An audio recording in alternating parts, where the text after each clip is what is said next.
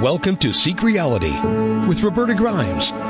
Joyous conversations about what the afterlife evidence and modern science combine to tell us is true about our one reality. You have nothing to fear. You are eternal and you are perfectly loved. Knowing the truth changes everything. Now, here's Roberta. Welcome to Seek Reality. I'm Roberta Grimes and I am very happy you could be with us today.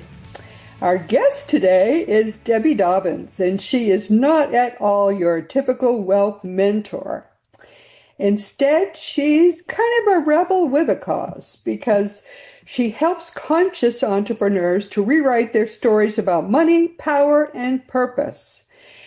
After building successful businesses, making millions, teaching abundance for decades, Debbie found herself face-to-face with a cancer diagnosis, broken on food stamps, which I find that hard to imagine, but she did. Wow. And that experience didn't break her, however. Instead, it activated her through feminine energy, intuition, and radical personal reinvention. She not only healed her body and rebuilt her wealth, but she also reimagined what true success really means. Today, Debbie is the author of Your Inner Billionaire, which she markets as a potent blend of prosperity principles, spiritual truth, and no-nonsense real talk. Her promotional materials tell us that her work blends universal laws, quantum consciousness, and grounded strategy to help conscious entrepreneurs, hard to say, to claim their abundance. Not just at the bank, but also in their bodies, in their businesses, and in their belief systems. She calls herself the Queen of Magic, but she calls herself that for a reason. She says that her mission is to help others to always remember that they, too, hold the magic wand. Debbie now leads global retreats. She teaches transformational courses, and she runs a high-impact mastermind called the Inner Billionaire Circle. She has helped thousands of women to reignite their wealth from the inside out, many of them in what she calls their second act of life. And I think many women would understand and would really identify with what that is. Her teaching work is grounded in joy, in soul connection, and in the confident belief that abundance is not reserved for only the few, but rather, and I love this thought, rather, abundance is a universal birthright. Debbie, welcome. I just got to skim your book, but I loved it. And it's lovely to have you with us today. Thank you, Roberta. That was such a beautiful introduction. I'm like, is she talking about me? That's so beautiful. I am so excited to be here. Excited to be here. Well, I'm excited to have you here. Now, you tell us that creating wealth has nothing to do with your current circumstances, which I think will surprise a lot of people. It has everything to do with accessing your inner billionaire, which you say is that part of you that inherently understands abundance. It naturally attracts opportunities, and it knows how to manifest prosperity. Yeah, many people would say, I'm not so sure about that. And you also say, brilliant entrepreneurs keep sabotaging success. You say talented professionals, this is in the book, who can't break through income ceilings are the people you're talking to. Yeah. Gifted healers who struggle to charge what they're worth, and many people are going to identify with that. Gifted healers who struggle to charge what they're really worth. And creative visionaries who can't translate their gifts into abundance are also people you're talking to. They're not people lacking capacity or capability. They're people who haven't yet connected with their inner billionaire. So, okay, girl, you go to it. Who is that inner billionaire? So I began writing this book last year, and it just became so crystal clear because I've been teaching abundance for probably almost 30 years now. And coming from that mindset programming, change your thinking, change your life. And it's all about mindset. And what I recognized really clearly in the past several years is it's really about this body that we live in and these emotions that we have and these stories that we tell ourselves. And so this book just poured out of me. And it isn't a book, a how-to book. It is a how-to book, but it's an activation, because until we activate our knowingness and our trust in this inner billionaire that everybody has, nobody is excluded from this club. That's the beauty of it, is because the Bible says it rains on the just and the unjust alike. So if we really start with that premise that we are all literally equal in the eyes of the universe, of God, of everything that we call holy, when we really begin to understand that, then we can begin to feel that inner billionaire, which is, as you said in the beginning, it's not just about money. Money is important, and I can teach people to double their income in 90 days and do all these fun things, but it isn't about the money. It's about the stories that we've told ourselves about money. And that abundance is not just in wealth as well. It's in our health.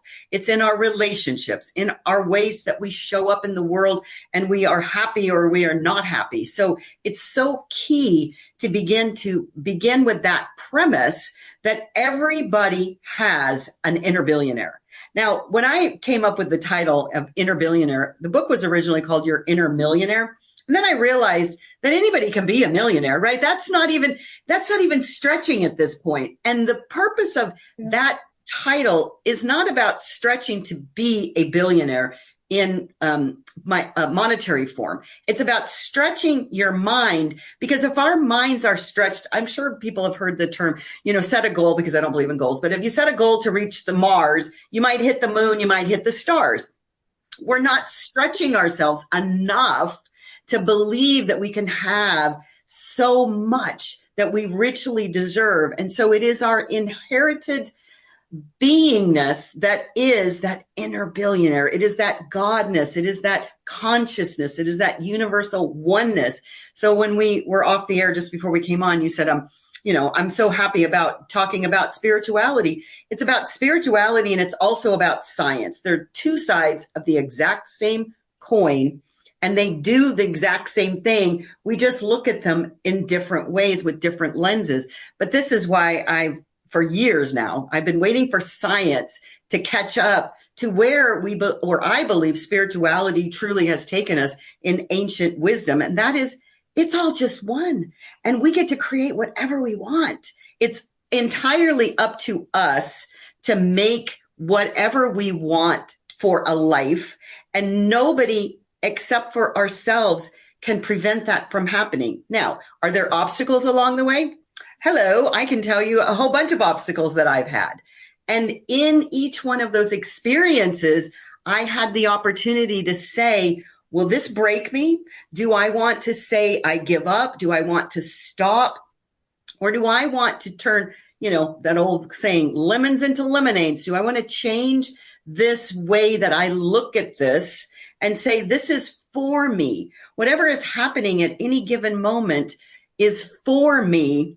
And so if that's the truth, then what do I do with that? Because that's one of the... May I just interrupt you and talk about where you were one day? Yeah. This is from your promotional material. Okay. Yeah.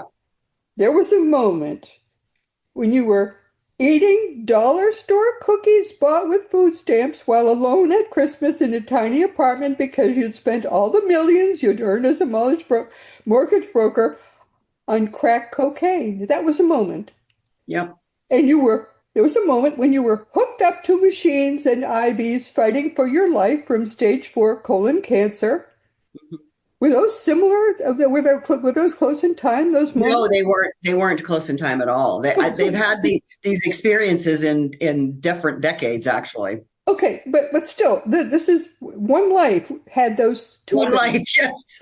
and that same life had a $350,000 IRS debt done in it as well. Yeah.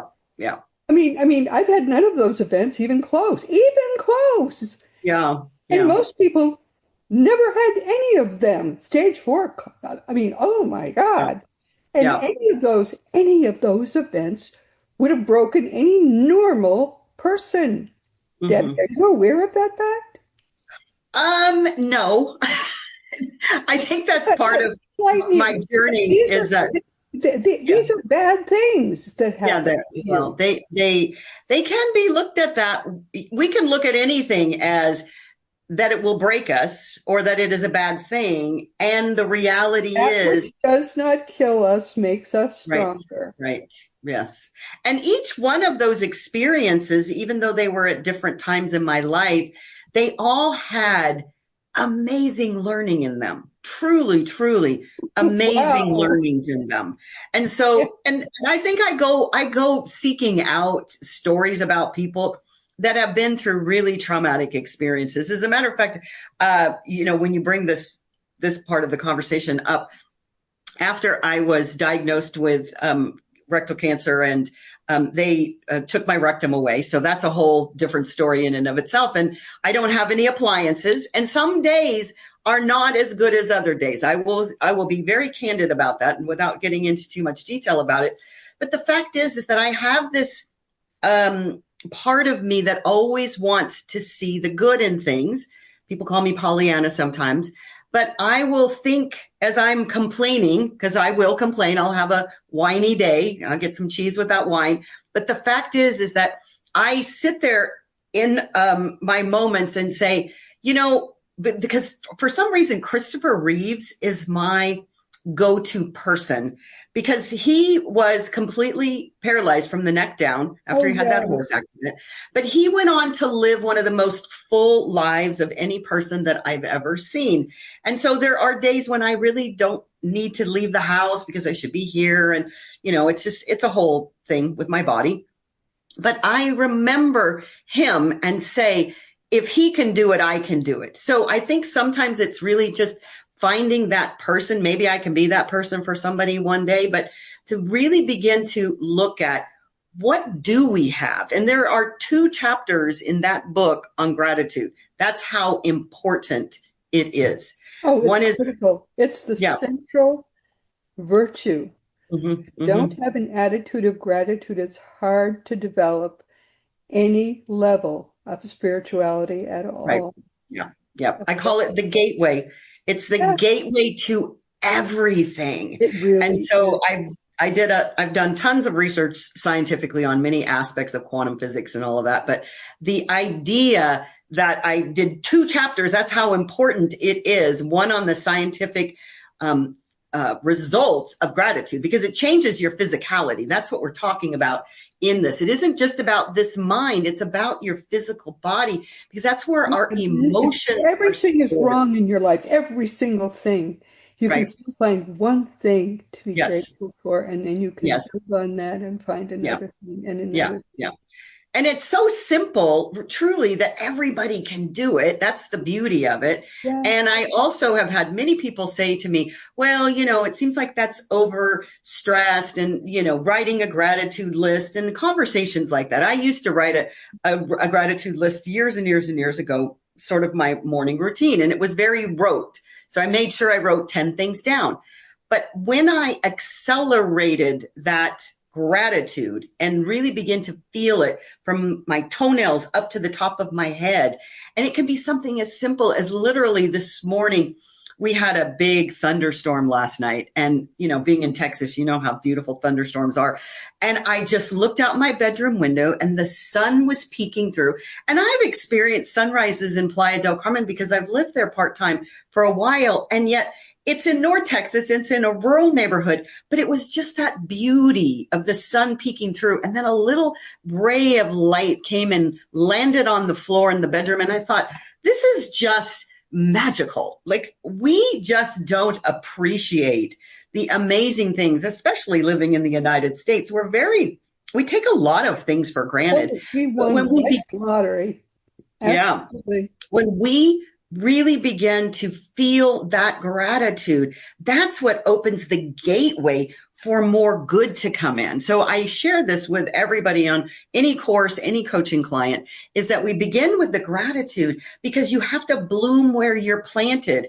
And believe me, it was really challenging, or in hindsight, it really wasn't that challenging. When I was flat on my back, going through treatment and radiation and on food stamps, and I could barely lift my head off of the pillow, just to be grateful for being in my body, for having people that could surround me with blankets and food that they would bring to me, my beautiful little kitty cat that stayed with me until she knew that I was well and then made her transition. I mean, it's so juicy and delicious when we begin to look at all the beautiful things that are in our world and stop focusing on, because what we focus on expands. When we stop focusing on that which we do not want and start focusing on that which we do want. See, that by itself, I don't know, whatever you charge for what you do, that bit of insight, focus on what you want. Mm-hmm. Stop even noticing whatever you don't want. Right. Yeah. Focus on what you want. Yeah. And it's so challenging for people, at least that's been my experience, when we start through the process, because everybody wants to say, they've got their story. So the first chapter is all about your money story. Everyone has a money story, and the money stories are as varied as there is DNA and fingerprints. Everybody has a money story, an abundance story, a relationship story, because we get all of them when we're very, very little. We download all the information and then we go out into the world. We programmed this beautiful AI cabeza up here, and then we go looking for exactly what we programmed. And the beauty of it is if we start walking around and looking for that which we desire, then we will see more of it. We have this really thing called a beautiful thing called reticular vision that simply says whatever you focus on, it's simple, but you go looking for it, expecting that good. I did a great little MP3 recently. It's only 7 minutes. And it's, you start out your morning by saying, with this meditation, it's got some binaural beats in it. Everything is working in my favor. Like literally, if you wake up in the morning and that you start with that, even if you only say that statement, then you're looking for everything that shows up. So when the traffic shows up, this is working in my favor. When your boss shows up in a bad mood, this is working in my favor. When you get that horrible bill because the air conditioner broke, this is working in my favor. But when you begin to change how you're showing up and really feel that that's the truth, then you will be looking for, how is this showing up in my favor? Because now I'm looking for answers to that question, as opposed to, oh, poor me, how is this hurting me? And this always happens to me, and all of the stories that we've created for ourselves. Isn't it? And people dig a hole deeper and deeper of misery in their own lives. Why people create miserable lives deliberately, I have no idea, but they do that. They do, because they've programmed themselves to do that. And that is the hardest thing as a human being, because we believe in our 3D world. As you said before we even started, it's not the outer, it's the inner. And so until we begin to readjust how we're viewing, everything is happening through us, not to us. That's exactly another great thing you just said. That's exactly right. But if we begin to create our world, that's right. Exactly right. None of it comes toward us. It all comes out of us. That's right. And we have to take ownership of that. So I often tell people, I start the conversation. The first thing. You want to know what you're believing? Look outside of yourself. Yeah. And if you want to change what's outside, we have to become what we want to be. That's the best quote with Gandhi is, be the change you want to see. That is where it all begins. We have to be what we want to see before we will see it. Everything happens through us. Exactly right. Yeah. Yeah. And so that's what's so beautiful about this book is it is a very step-by-step guide. It's an empowering book. Right. Yeah. To really begin to look at where are our belief patterns, because we can't change our story and rewrite another one until we know what that old story is. And then when we begin to see, oh my gosh, I created that story so long ago that I've been living it over and over and over. People ask me all the time, what's my money story? I don't know. We'll have to sit down and dissect it. But beginning to look at how so many things have impacted how we show up in the world and how we feel about abundance, how we feel about relationships, how we feel about money in general. And I tell this about halfway through the book is that money is the most important relationship that we have in our lives. Of course, everybody wants to argue with that. I have a different version. I'm like, okay, but if you look at money is just energy, because that's all this world is anyways. We're just energy, right? So how we're a high vibration energy or we're a low vibration energy. We're just, everything is words are vibrational, sounds are vibrational, everything that we do. And if we begin to look at money as just pure energy, but what is pure energy? It's God, it's consciousness, it's oneness. So that's the most important relationship that we have in our lives, is our relationship with this one, with this God, with this consciousness. And if we are having a separation from that, so I always say it's like having a money date. It's like having a relationship. So you're having a relationship with this energy called money. And we say things like, oh, you don't treat me right. There's not enough of you. Don't spend enough time with me. And all of these energy statements that we make about money, it's no wonder money says, well, okay, that's fine. I'll be over here when you want to have a different relationship. It's up to us to have a different relationship with money. And when we begin that path, oh my gosh, money just starts to show up from everywhere. And part of that, one of the things that I share is a 40-day abundance journey with them in the book, because if we begin to see that our source is not our job, our source is not the lottery, our source is not our Medicaid, our source is not, child support. We've categorized where our source is, and then we limit it. And then we say, I'm going to micromanage how I want everything to show up in my life, meaning I'm going to micromanage the universe, God, and oneness. We are not in charge. It's so hilarious. We're in charge of our thoughts and our feelings, but we're not in charge of the results, because if we feel this great joy and this great happiness and this great gratitude, that's all we see in our world. And it shows up so beautifully, just allowing that to happen. And it's important to say, too, that if you want something other than money, because Lord knows there's so much more in life. Yes. More important than money. Love is the most important thing. Yes. If you want something else that's more important than money, you can manifest that every bit as well as you can manifest money in your life. Yes. You just have to, and you can do it in just the same way. Yes, exactly. That's You can manifest all the good that you could possibly want. right. That's exactly right. It is. Call the book Your Inner Goodness. Your inner goodness, joy, that's right. your inner bliss, your inner love. All the good things you can want to manifest in your life.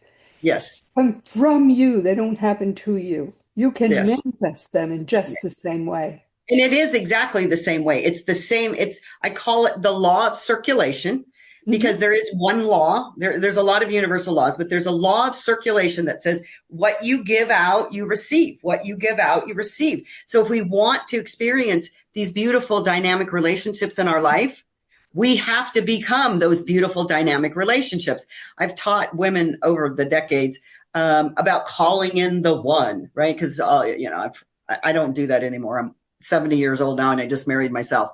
But the fact is that when you want to have that beautiful soulmate relationship, it's about becoming that person that will thrive in that relationship, instead of saying, I'm going to call in this person so that they can fix me. It's the same thing with abundance. It's the same thing with a job. It's the same thing with children. We all are here on this planet doing the very best that we can.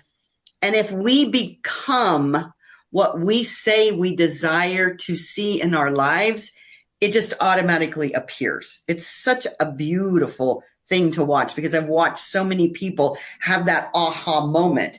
But before they have the aha moment, there's resistance. I should say, though, too, that Yeah. after my father died, my mother, through her church, found a wonderful widower, Hmm.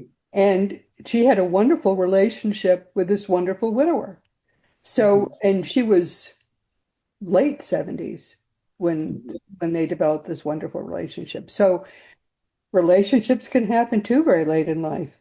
Oh, yeah, No, I absolutely. mean, all kinds of things can come to you if you are what you are trying to manifest. It's Yes. just extraordinary. Yeah. And that's many people, I mean, I almost wanted to retitle your book as I was going through it because I almost wanted to just call it Manifest the Greatest Joy You Can Imagine or something like that. Mhm. Your inner joy, something, Yeah. because most people are looking for the, what I teach in my world is how to raise your spiritual vibration, which is what we come to Earth to do. Just Right. how to do that. Yeah. And the secret to it is that it isn't going off onto a mountaintop and learning to meditate. The secret to it is being in the world and learning how to love more and more perfectly. Mhm. And the more you perfectly learn how to love, the more you learn that it's just one big joyous giggle. Yeah. You can't stop laughing Yeah. all your whole day long. It's happiness Yeah. in the most intense degree. Yeah. That's all it is. It's a lot of happiness. And Yeah. so that's I would have made it, your inner happiness or something. That's what I would have titled your book because that's what you're really manifesting. Yeah. Happiness comes from within you. It comes from no outside source. Right. Yeah. And you learn how to manifest happiness by Yeah. being happiness. Yeah. And the truth is, the more you do that, the higher your vibration goes. And Yeah. you're acing life, it turns out. That's how you get an A plus from God, too. Yeah. Yeah, that's true. And it's I that came to me that downloaded from my inner wisdom, so I went with it.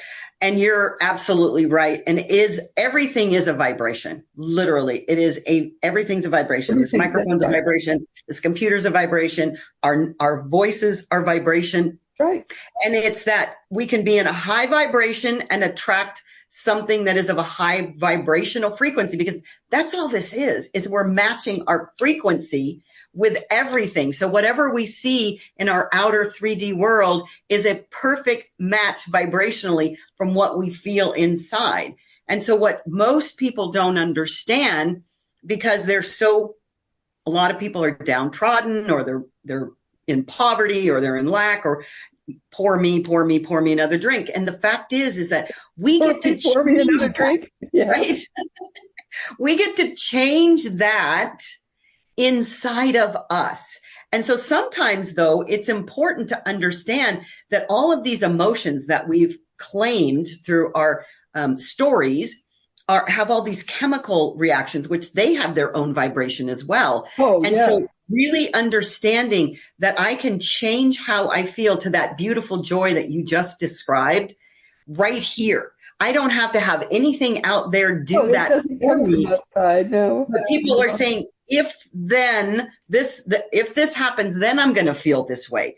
And it's completely the opposite. If you feel that way, then you create it. So beautiful is just even understanding that we are so stuck. Sometimes I'll be sitting in front of the computer and I can feel my energy going down, right? And I can't get it back up if I'm still in the exact same spot. So I love Tony Robbins for a few things, but one of them is I learned years and years ago, he says, you need a state change, right? So he had an example that he shared about a client. He was coaching him one time, and the man was in a loop, and he took and he threw a bottle of water on him. Not to say that you're going to do that to yourself or anybody else, but what it is an example of changing our state. Because if we can't get out of this programmed mentality that we have, it isn't just our mindset, it is our body leading us to be addicted to the old emotions that we have created for ourselves. So if we begin to understand that, they had a thing floating around on TikTok recently called, what is it? That chemical that your brain produces. Dopamine? A dopamine menu. Yes. So they were making people, they would do a dopamine menu. So things that would actually change your state to give you more dopamine, whether it's taking a walk or it's doing a dance class or, looking around nature, as I said, being grateful. We haven't given ourselves the opportunity to see all of the different ways that we can begin to feel the way that we want. Because the most common question I get is, well, all right, what do you say to the person that's completely broke like you were, and, they can't find their way out of a paper bag? And I said, it starts with literally that gratitude component, but it also is about feeling the way that you want to feel. And I understand I was as depressed as you can possibly get when I was going through treatment. I knew it. I saw it. I recognized it. And I went through the processes of each day finding an opportunity where I could mitigate that depression. And I know that there are plenty of people out there that are depressed on various, levels of the spectrum, or they're just unhappy with their lives. And as long as we keep focusing on all of our problems and everything that is wrong, we will continue to get more of that. So it is sometimes just a matter of 1 minute, 5 minutes, half an hour, adding it up so that you get to literally, I say, if you're 51% more happy than you are sad, you're already on a roll. Yeah. Oh, wow. That's another wonderful thing. Yep, that's true. You got to start somewhere, and the only place you can start is where you are right now. So that's where you start. Yeah, I say bloom where you're planted, because that's really the thing that most people. people. Where I first saw I saw that sign on Lillian Gregory's wall. Dick Gregory was our neighbor, our next door neighbor, when I had small children. Yeah. He was very busy then. He was off saving the world. And Lillian was his wife, and they had 10 children. You remember Dick Gregory? Yeah. And Lillian was just quiet. She was so quiet. This was deep in the civil rights period. So I don't know what she thought of me, but I was trying to make friends with my next door neighbor. I don't think it ever would have happened. But she had this sign on her wall that said, "Bloom where you are planted." And I thought that was such a wonderful thing to have hanging on your wall for her 10 children, because she didn't know where the civil rights movement was going. Yeah. Fortunately, we all know it's landing in a beautiful place, finally. Yeah. And what a great thing to teach to her 10 children. And I got to know them very well, because 2 of her daughters ended up babysitting for my kids. And that was a wonderful lesson to teach to my young children, because my young children grew up to be fiercely anti-racist. Yeah. First faces they ever saw were dark faces. And they loved their babysitters. They're beautiful young women who were their babysitters. Well, you said something in the very beginning that it's just, we came to this planet to raise our vibration of love. And it always strikes me as very interesting is if we just adopt that belief system and that story that we're just here to love. I mean, what did Jesus say? Love your neighbor as yourself. That's all we need to do. That's all we need to do. And I know that there's all kinds of different programs and we've had to march and do all of these things. But the fact is that if we just keep coming back to, and I love this question for myself and I share it with my clients. If you're getting a difficult situation, ask yourself, what would love do? What would love do? And you will always have the right answer. because love knows the answer. Love comes from that space of oneness and connection and communication. And it allows you to be intuitive and be with this beautiful world that we live in. But there's so many lessons about love that we are given every single day. And I think a big gift of the civil rights movement was learning just what those lessons even are. We didn't even understand what they were until the 60s. What are the lessons love has to teach? Wow, they are so much deeper. Yeah. My first crush, I think, in retrospect, was on Dr. King. I never heard somebody say the things that and then when he said those things in that beautiful voice. I mean, he was this little short guy with, receding hairline. I mean, until he opened his mouth, he didn't look like much. But when he opened his mouth, wow, those words sang. And I could just sit and listen to him by the hour. I was in college when they shot him. But when he shot him. When you heard him speak, though, and I believe that this is love recognizes love.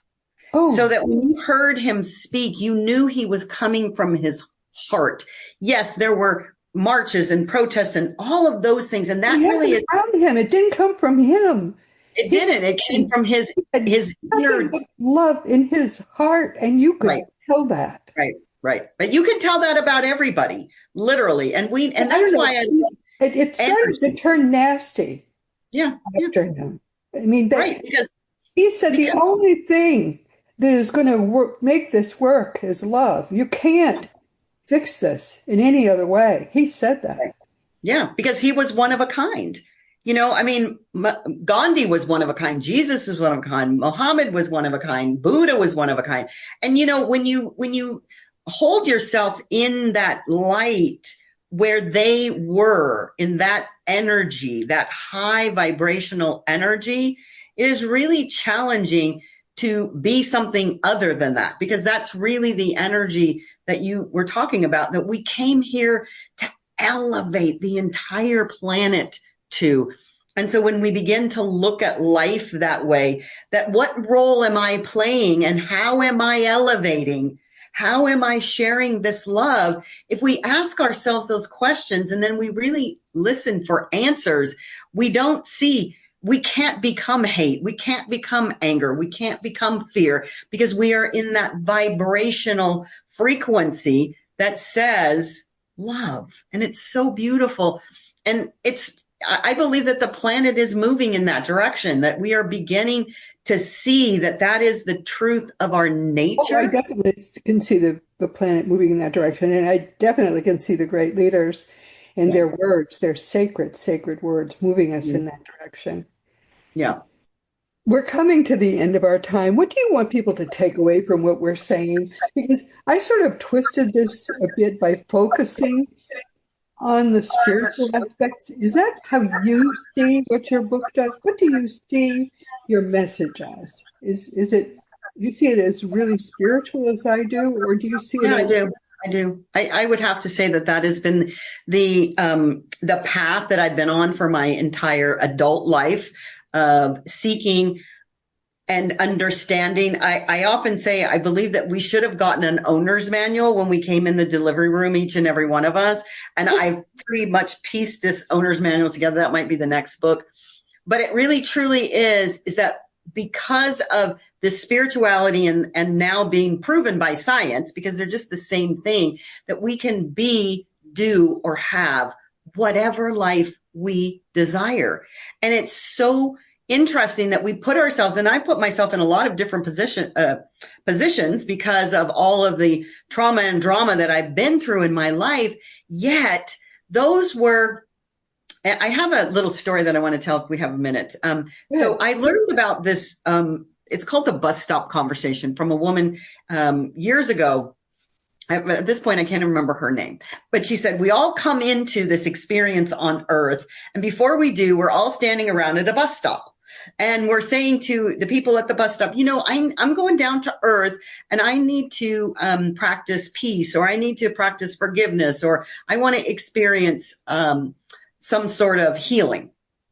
And I want everybody at the bus stop that wants to come with me and share in that experience, raise your hand. So people raise their hand and we come down here and we have these challenges, because I don't really believe that if we came into this life on earth and we had no challenges whatsoever, I don't know, it seems like it's kind of a boring life. I'm an overachiever, so I took on a few extra.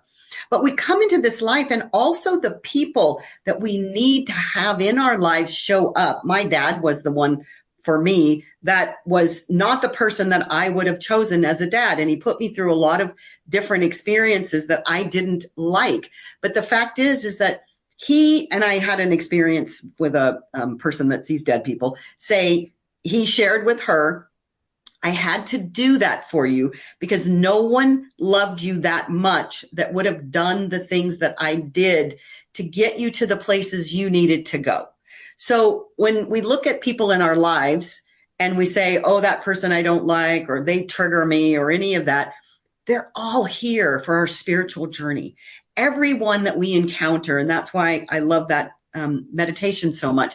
Everything is working for our good. So no matter what is happening on any given day or any given relationship, that we are always grinding, grist for the spiritual mill, if you will. We're grinding and refining ourselves to be that beautiful essence that we already are, that we forgot and we came to this planet to remember who we are. So yes, it is about a spiritual journey, but it's also about just looking at everything that we believe or have believed up until this point that keeps us from what we say we desire is just something and a story we've told ourselves.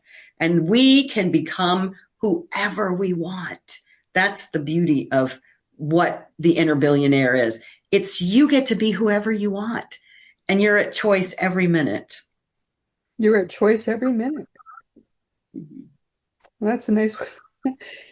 I think that sums up your book, really. It's very empowering. Thank you. Well, I'm very glad that we got to spend this time together. I think we need to spend a little more time together. I'm going to try to see if I can't make another opportunity for us to do that. Absolutely. I feel like I've made the rounds and I'm rounding again. So that would be lovely. I love sharing to people always, but women especially, because women have learned and been imprinted with that they are not enoughness. And so just every single person on the planet is enough, just exactly the way that they are. And when we begin to acknowledge that and we begin to recognize that, then just that's when the real magic starts to happen. Yeah. I'd like to see men open up more as well. Yeah. I think men have been imprinted with a role. Yeah. And I'd like to see more men give themselves permission to broaden their own roles. I think that that would be beautiful to see. Yeah. My husband and I, when soon after he hit his 50s, discovered he really hated being a doctor for a variety of reasons. And at the same time, his mother was not getting good medical care, and we decided that he would take a break from practicing medicine and he would accompany her to her appointments. It was amazing what a difference it made when sitting in the chair beside her he and she went together to her medical appointments, what much better care she got. Even though she was an old lady, suddenly there was a pathologist sitting next to her who was her son. And she lived 5 more years as a result. And then we decided he could retire. I gave him permission to retire very young, and I became our sole breadwinner, and we changed roles. And that turned out to be a blessing to him and a blessing to me as well. Yes, I had to work very hard for 25 more years, but that's okay. And I think more couples should make that kind of choice. Yes. because I, I love being a lawyer. I still am a lawyer. I love being, and I'm in my 70s, and yeah, I love practicing law, yeah, and I get to do my retirement career as well, obviously, because I'm not always practicing law now. I spend half time doing what I thought I would do in retirement. yeah. I But love that story because if I were to leave everybody that's listening to this with one sort of nugget, because I know there was a few in here, but that you have permission to be who you want to be, who your heart is calling you to. That's probably when I talk about women in their second chapters. It's we get into these boxes just like he did. This is my role. This is how I have to show up. And we do it out of duty. And so at in some, the second chapter, he became yeah, a housewife. yeah, In my second chapter, I became a sole breadwinner. yeah. But how beautiful is that? Because if you get out of your own way and give yourself permission to And we were be, not happily married yeah, until yeah, exactly. now we've been happily married, and we're married 53 years. Wow, congratulations. That's fantastic. Little private story there. Give yourself permission to be who you are. That's what Give I your love. spouse permission to be who he or she is. Yeah, It'll make you a lot happier too. absolutely. Yes. You know, we don't spend enough time listening to our partners, right? And And now we are way over time, my dear. okay, hon. So All right. sorry. Okay. Anyway, consider yourself hugged. I think this has been very, very valuable for not just for you and me, but for the people listening as well. That's So I just have to tell everyone who'll be with us next week. I'll be right back. Wow, this has been fun, hasn't it? Oh, once again, my dearly beloved friends, we've come to the end of our time. This has been Seek Reality with Roberta Grimes, and I'm very happy you could be with us. Please never forget, you are a powerful, eternal being. You never began. You never are going to end. And when you get that, it changes everything in your life for the better. Next week, our guest will be somebody else we've never seen before. It's Elizabeth Anton, and her new book is called I have to clear my throat. It's called WTF Just Happened. That's the title of the book. Liz Anton is pretty much a member of my own club, and I love her already. Her father died. She was a grieving skeptic and an atheist to boot, but she set out to investigate evidence for the afterlife, and what she learned blew her away, just as happened to me 50 years ago. Because what happens is pretty easy to discover, and it's pretty amazing. There are already 2 books in the WTF Just Happened series. Liz also does a podcast. She runs private events as well. And our beloved friend Sandra Champlain and so many others also can tell you that if you investigate the afterlife with even a half-open mind, the truth is right out there in plain sight waiting for you. Liz Anton will show you the same thing next week in her own fresh and kind of spunky way, as you can see. So please be sure to join us. It's going to be fun and very enlightening. And this week, our guest has been Debbie Dobbins, here to talk about her book, Your Inner Billionaire. I think this book is terrific. And as you see, it's about a lot more about than just getting money for the sake of money. It's a spiritual book. It's a book about the fact that you are the one who creates your life. You are the one who has the power to do that. Whether you create the right life or the wrong life is up to you. And this book is about how you can work now on creating the right life for you. Whatever that life is, you're the one who creates it. So I think this is a terrific book, and I think Debbie's terrific. I'm going to have her back again. We also should mention here that our dear friend Craig Hogan is the president and guru of Seek Reality Online, which is your one-stop resource for all things afterlife. And I've got no more time to talk about anything else. I'm so sorry. This has been Seek Reality with Roberta Grimes. Please enjoy and make the most of this coming week in our one reality. There's only one. Always knowing that you are a powerful, eternal being, and that you, most of all in this entire universe, you are infinitely, eternally, perfectly loved. You've been listening to Seek Reality with Roberta Grimes. Roberta blogs and answers questions at robertagrimes.com. Join us every week as we explore what the afterlife evidence and modern science combine to tell us is true about the one reality we all share. Knowing the truth changes everything.